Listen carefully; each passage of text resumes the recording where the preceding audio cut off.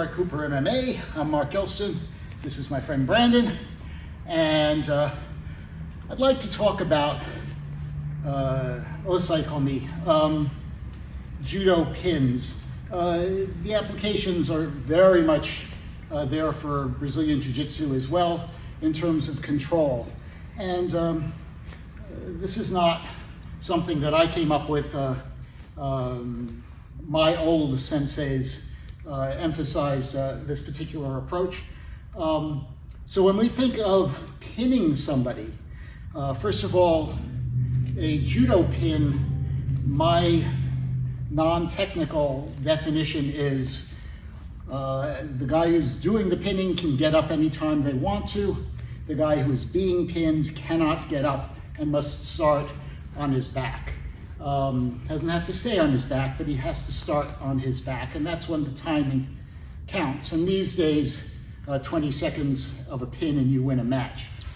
So that's why if somebody has your leg entangled, the pin is broken, because when he locks me into some kind of a half guard, I cannot get up anymore. All right, he doesn't have control, I don't have control, but I can't get up. He can't get up either, but that's not enough. I have to be able to get up. All right, so the way I look at a pin is there are 6 points in the body, of which 2 to 3, really 3 need to be controlled. You have hips, you have shoulders, you have head, and you have hara, belly. And if you can control any 3 of those spots, you can pin somebody. Now, if you control more than 3, fantastic. So if we look at some of the basic judo pins, Keisagatami, I have his head obviously controlled. I have his far shoulder controlled. I have his close hip controlled. And probably I have his near shoulder controlled as well. So that makes for 4 points. This is why it's a very strong pin. Gatami. Here,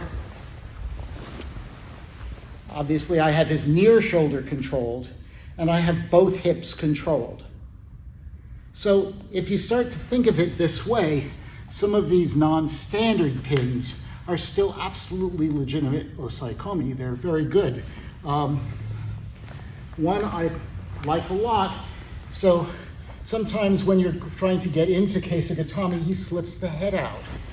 But this is not necessarily breaking the pin, nor does it give him your back.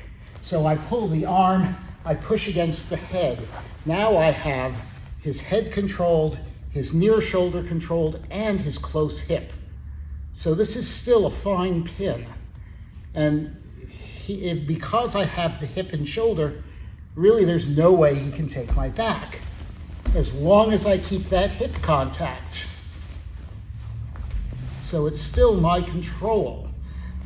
For jiu-jitsu, I'll switch to this. So not only do I have the control, but I also have the arm bar.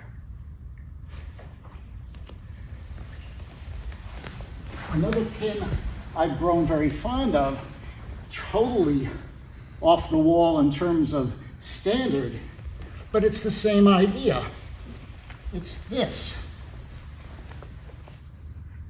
So here, once again, I have the shoulder, I have the head, and I have the far shoulder.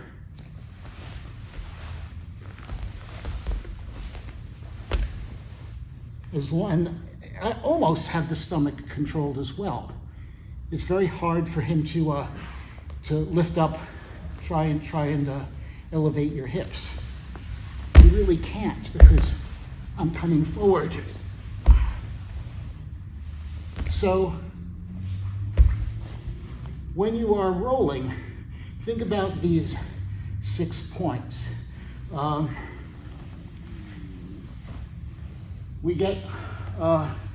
There's a fellow in the school who's come up with this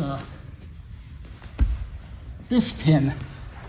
Again, non-standard, but fantastic pin. I have his head controlled. I have both shoulders controlled. I have both hips controlled.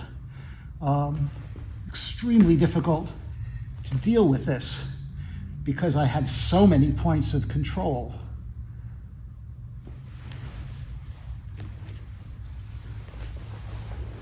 All right.